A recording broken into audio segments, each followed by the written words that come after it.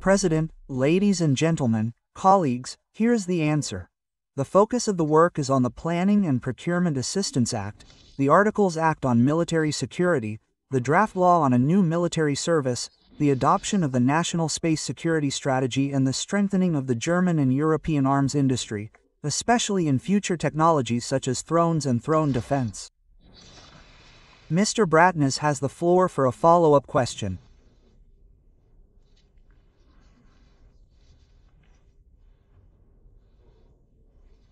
Problem with the microphone. I also have a slight hesitation about asking a follow-up question now. This is the 15th follow-up question, and either you didn't know anything up to now or you weren't allowed to say anything. So this question time hasn't been right so far. Now you've given 5 answers at least. That's for your consideration. You mentioned the history of the military service.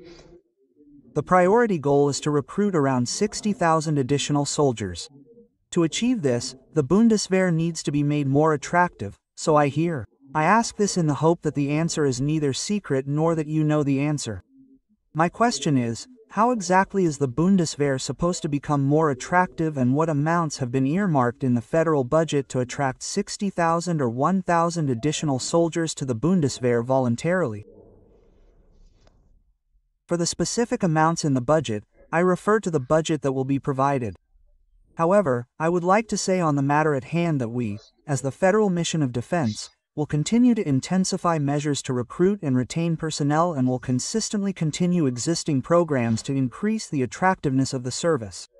These include improvements through flexible service hours and career models, increasing social welfare, and adjusting the working time regime. Our current focus is on creating a new military service, which will initially be voluntary.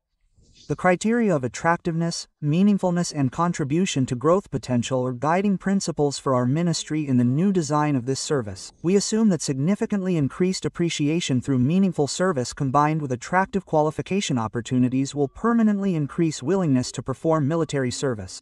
And that's why, as already publicly announced, we will create the legal prerequisites for military recruitment and monitoring this year. Mr. Brandner, you have another question. Yes, thank you. So, you didn't know the costs again. I'll try again with a second question anyway. You just mentioned it. The Federal Minister of Defense, I think it was last week with Karen Mioska, hinted at the new Military Service Act and that it should contain rules that would enable the introduction of compulsory military service. My question now is, there must be something concrete behind it. I also hope that this isn't a secret again and that I won't get into trouble with you. What exactly is this compulsory military service? How should this compulsory military service be structured? When will it come into effect, and will it apply to women, men, and all other genders? The internal consultations on the preparation of the draft law have not been completed. That's why I can't say anything more about it than what the minister has publicly said. You'll have to be patient a little longer. The bill will be voted on by the government, submitted to the cabinet, and then presented to Parliament in good time. We assume that the cabinet will consider it this summer.